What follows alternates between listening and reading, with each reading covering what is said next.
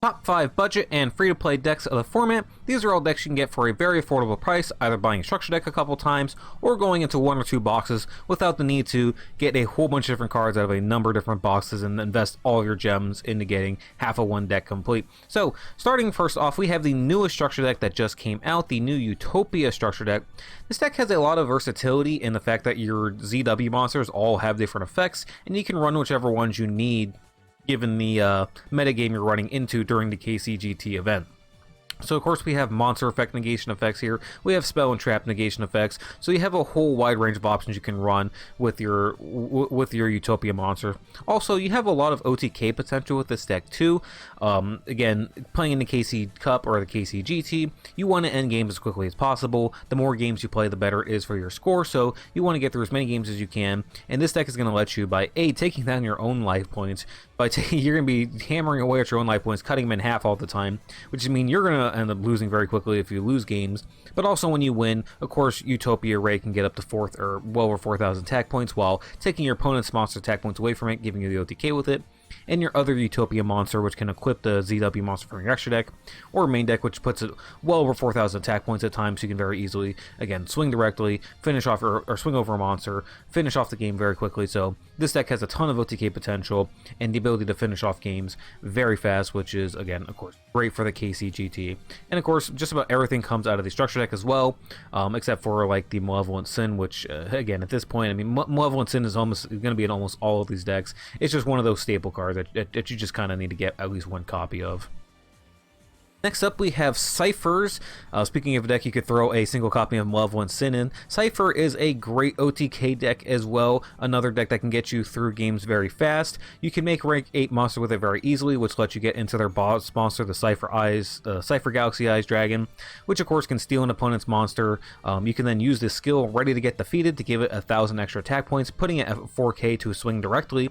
But we can also take advantage of the new Galaxy Eyes and Cipher support that just came out. The full armor Photon Dragon, which has 4,000 attack points on its own, can let you blow up a card on your opponent's side of the field. You can then XYZ summon again into the next Cipher monster, pulling off 3 XYZ summons on your one monster on your one board, and blow up another card on your side of the field, or opponent's side of the field, so you can very easily clean out your opponent's side of the board with it. And so if you can just protect yourself from back row with whatever back row you got, this deck has MST and Galaxy Cyclone in the main deck, but if you have Cosmic Cyclone, Forbidden Lance, whatever anti-back row cards you happen to own, you can use them here, protect your monsters, get into your rank 8 play, blow up your opponent's field, swing for game, very easy. You'll get through games very quickly with this one, and I found it to be a lot of fun. I've been playing with this deck in the KC Cup myself with this one, trying to get into Stage 2, having a ton of fun with it. Going to be doing a full deck profile video on it on this channel coming up, so definitely be on the lookout for that. Subscribe and you'll get notifications, or hit the notification button.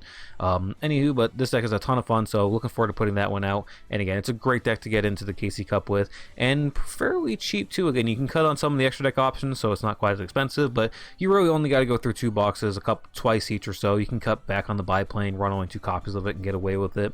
And then again, whatever anti-extra back row support you have, anti-back row support you have, you could also run things like Book of Moon and other torrential things like that in there too, if you don't have access to the extra anti-back row support.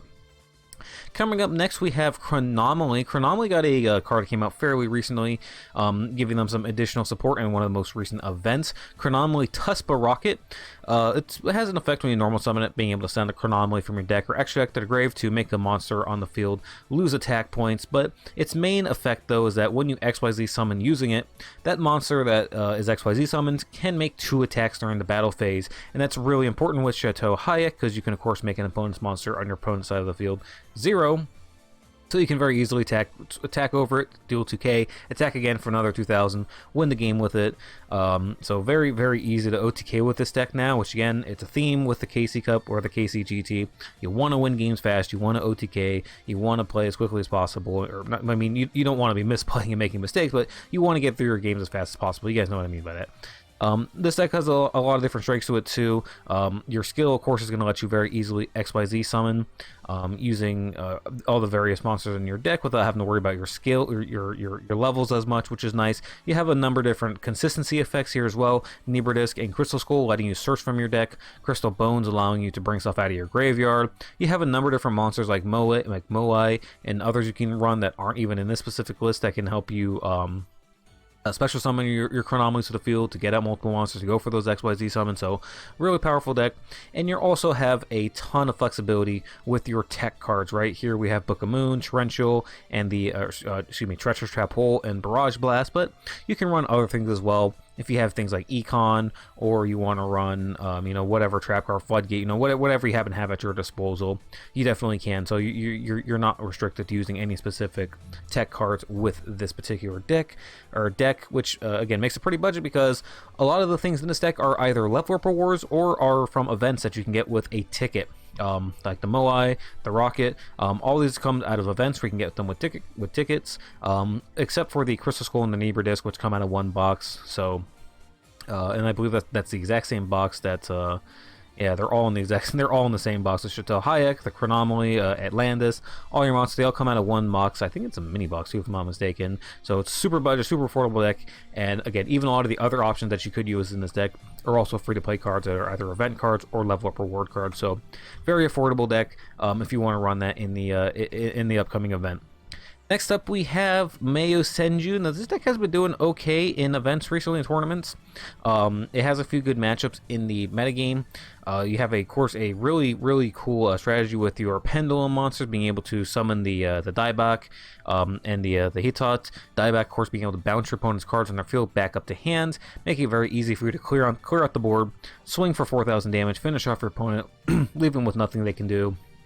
Especially if you have up your Yosenju pendulum skills on the board, giving you the ability to protect your Yosenju monsters from destruction effects or from targeting effects and whatnot. So you can run either or. This one's only running the left skill, but of course you can run the right one or either or. So there's a number of different options you can go with in sense. Here in this deck, we're actually running the Spellbook engine that just came out, Spellbook of Knowledge. I believe you can get it with gems as well. You don't have to buy it. Of course, it's a new pack that just came out, and being able to run the Spellbook of Knowledge with the other two Spellbook cards, it's going to give you a free +2, and it's really nice with this deck where you don't normal summon at all, really. I mean, I guess you do can normal summon the ones with the Isna, but beyond the Isna, you don't normal summon with this deck at all. So you can use up your normal summon on the Spellbook monster, get the free +2, and you're going to filter through 4 cards out of your deck, right? Because you're going to search out twice and draw 2 cards. So you're digging 4 cards deeper into your deck, getting to your pendulum skills, getting your Yosenju monsters to your hand, getting your spell card to hand. And also going to be jigging and getting your hand traps as well, so you can survive your opponent's turn and stop them from being able to OTK you. So really cool deck. You can also be flexible with the extra deck spots too. I've seen some people actually do well hit king games without even using an extra deck at all. So you're flexible with what extra deck monsters you use with this deck, if you even really have to use that many. Either way, Mayosenju doing well in tournaments. Expect to continue to do okay here in the KCGT. Wouldn't be surprised if it got a spot or two. Next up, we have to talk about Fluffal. I had to put this one in here. I know this was in the top 5 rogue decks of the format, and I wanted to not do any of the decks that had been in the top 5 decks, top 5 rogue decks, but I had to talk about this deck because it is just so budget, so affordable. Anytime you can get a deck where most of the cards are either level up rewards or are event cards, you can get them for free.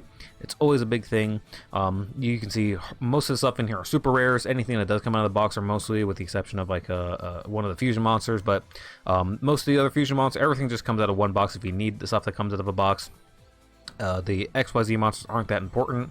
Main thing is getting those fusions, and anytime you have a deck like this, like Fluffals, like Ritual Beast, decks like that where you can get all the XYZ or all the extra deck monsters out of one box, out of the same place, it's huge when you're talking about the price of a deck, trying to get it as budget as possible. So, and of course you have some flexibility with the extra spots you run there with like the Hollowed Life Berry and whatnot. So nonetheless, so this is a very cheap, very budget deck. It's probably the most best budget deck that we can get for this upcoming event.